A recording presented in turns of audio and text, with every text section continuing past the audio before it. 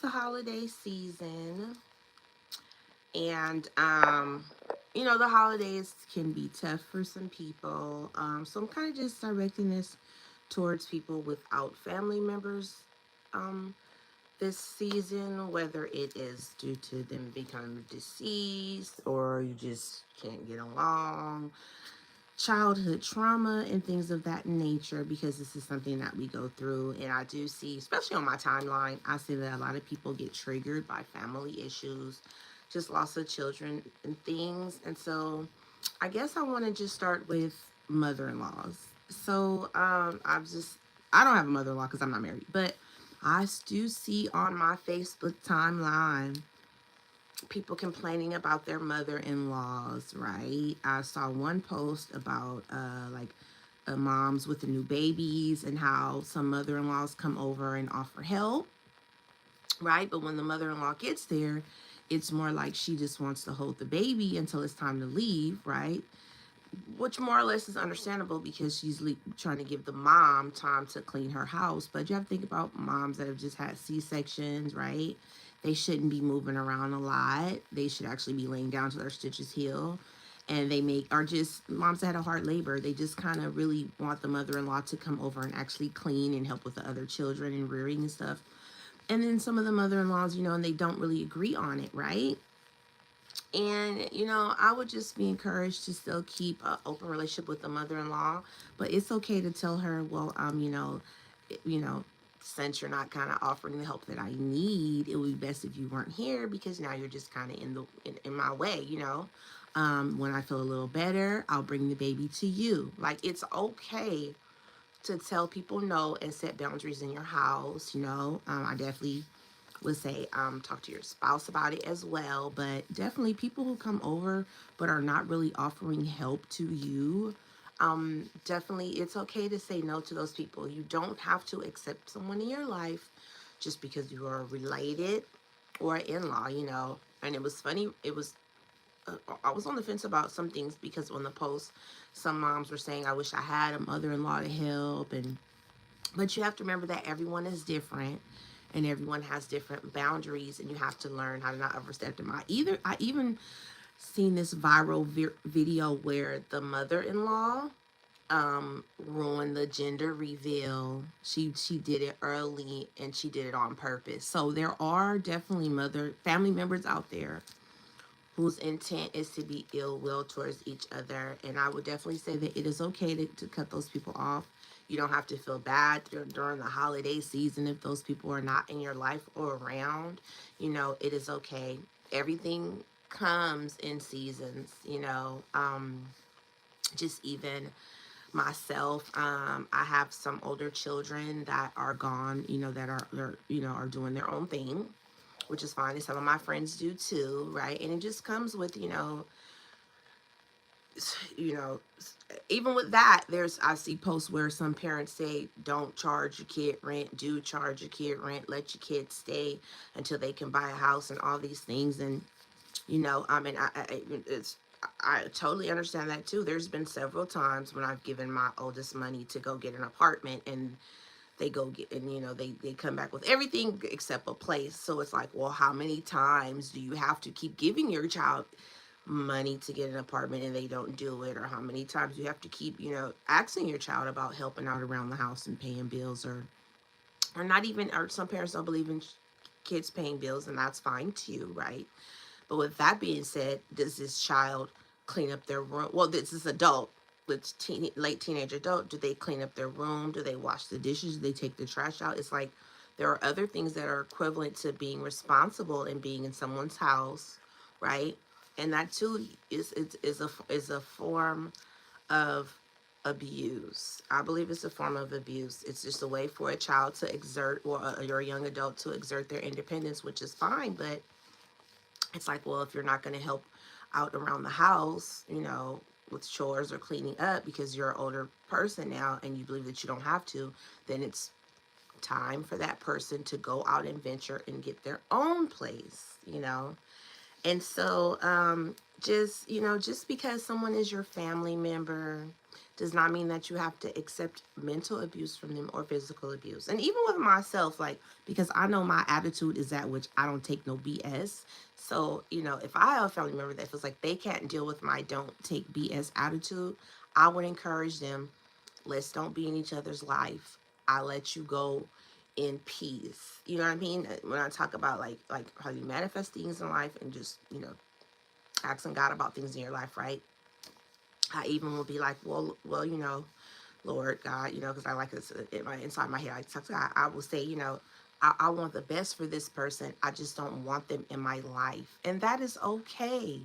That is okay. It's even the Bible tells you, it says honor your father and mother, meaning like don't beat them up, don't speak guile or filth towards them. Sure, but there's nowhere in the Bible that says you have to let your parent or people in your family gaslight you, um, threaten you. If you don't do this, I won't babysit, or if you don't do this, you can't come to my Christmas party, or if you don't bring a certain gift or wear a certain thing, you can't come to my Christmas party. Just the way that family tries to gaslight other family members. I want you guys to be encouraged and to know that you don't have to accept that behavior just because you're related. You are welcome to gravitate towards friends who are more like you, right? And with that being said, I'm grateful for friends that become like family members, friends that you have for 10 years, friends that you have for 20 years, 30 years, 40 years. Like, often the longer that you are friends with people, you become family with them too. And it is okay. It's okay to spend the holiday. It's okay to say, no, I don't want to spend the holiday with my blood family, because they're always triggering me, gaslighting me, threatening me, all that. You don't have to be around that. Just you don't have to be around a family member that's trying to fight you, that has broken your property, that has physically assaulted you. You don't have to deal with these people, okay? You do not have to deal with them. You don't have to wish them ill will. You don't have to wish anything bad happens to them, but you also do not have to keep these people in your life. It's like a myth or something that, oh, we have to fight for our family at any cost. Not when they're threatening, if you don't do this, I won't help you get a new car, or if you don't do this, I won't help you get a place, or if you don't do this, you can't stay in mom's house, or just, how you don't have to deal with none of that. It is okay to walk away from family that is mentally abusive and physically abusive. Even, I know there are families where there are men in the family who assault other family members, and the family becomes divided, and the victim in the situation doesn't feel comfortable going to family gatherings. You don't have to go. You don't have to go. Okay? Don't force yourself to be a part of any family event that is going to trigger you. And it's okay if there are some family members who are not on your side. It is okay to cut them off, not curse them out, not wish them ill will, but to just go on with your life without these family members around. It is okay to travel out, to move to another state and start over and have new friends, or create your own family, adopt some kids. You can always just, I know there are people who have lost family members and just become estranged. And it's, this, we're just in a time where I would encourage you to, that if you are or have been around family members that are mentally, physically taxing and abusive, to know that you don't have to deal with that just because you're family. Okay? It is okay to walk away for your self-care, for your mental well-being, because I find that a lot of people do feel like they feel guilt around the holidays because they can't be there for a family gathering. Like, so what? Why would you even want to spend a family event around people who cause you resentment? People who, they gossip about you in the family chat. Like, going there can trigger you to anxiety. Like, you don't have to put yourself through that, and you don't have to feel like you're missing out on anything, because you're not. And and what I have seen a lot lately is people are doing a lot more like Friendsmas, where they get with their friends, they do potlucks, and or they, you know what I'm saying, just, you're starting to gravitate more towards people who are like-minded like you. Just because you're born into a family does not mean that you're all going to be like-minded or agree on things. And these are things that are okay too. It doesn't have to make you feel icky on the inside, like, oh, me and my family never get it. It is okay. They are humans too, and they are going through their human experience as well. And what they are experiencing is not what you're experiencing. And it's not for them to live in our body and know who we are or empathize with us, right? It is just for us to know the journey that we're on and to empathize with ourselves. And I'm just saying, and even though you quote unquote are putting family members out of your life, you still can go on peacefully doing it. You don't have to, or, and you have the right to set boundaries and say no. You cannot call my phone gaslighting me, threatening me about babysitting, and threatening me about a car, threatening me about family property. You don't have to argue with those people or answer the phone about none of those things. Literally, if anything, get some legal help if you are at a point, because I know some families are squabbling right now over property. Get some legal help. But there's no need to have the mental taxation of and the dread of, oh, it's my aunt calling and I know she's going to want to argue about my mom's house. Like, you don't have to respond to none of that stuff. Send a legal notice to mail it to them and go on, okay? I just want you to be encouraged. You know, you don't, so if, you know, if a family member has attacked you, you don't have to go to a family gathering where that person is going to be at, because there's always going to be family who's going to be on the side of the attacker and the side of the victim. It's just the way it's is because of the human condition. And you don't have to go there to prove anything to anyone, okay? Because if these people truly loved you, they would look at the evidence and they would, you know what I mean? If they would, you know, but then sometimes people are just blinded. They're just so wrapped up in trying to make a family appear as though it's something that it's not. But we see that that is not true, because if we look on social media, we see how families are. So, and you don't have to show up to a family event and be fake just to make other family members happy either. Like, if you know there's something going on, you have every right to not show up and to be able to spend your holiday around people who uplift you and make you feel accepted and wanted for who you are. Um, like, you know, so I would just encourage you, like I said, you don't have to be upset. You don't have to walk around with hurt in your heart. You don't have to walk around with hate in your heart due to family issues this holiday.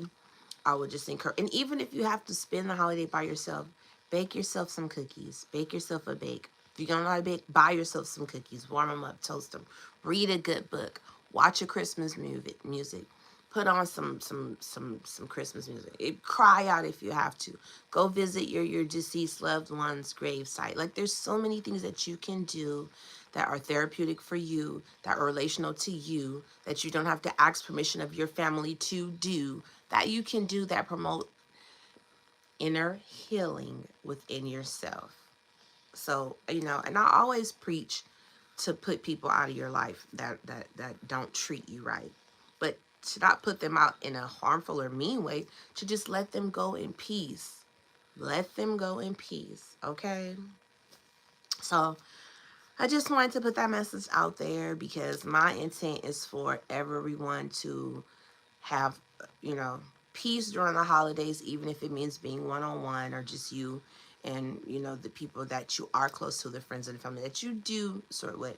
And then two, there's nothing wrong with, even if they're having a big family holiday, you can have your own holiday at your house, and who shows up, and who doesn't. But you don't have to worry about it. You can still go on in peace, okay? Because inner peace is what we really need to be striving for right now, right? Not worrying about if we're accepted by family members. Like, those people have their own bills in their own house that they're going to go live just like we do. So more or less just focus on you, your mental awareness, protecting yourself from physical harm from other family members, and just not putting yourself in a situation where you have to argue or defend yourself against any family member. I don't care if it's a mom, dad, brother, sister, whatever. You have every right to walk away from any family member that is causing you harm, okay? So I'm wishing you guys have a peaceful holiday and just be able to have the clarity to make the right decision when the time comes concerning family members. Okay, YouTube? I love you guys so much, and I'll talk to you later. Bye.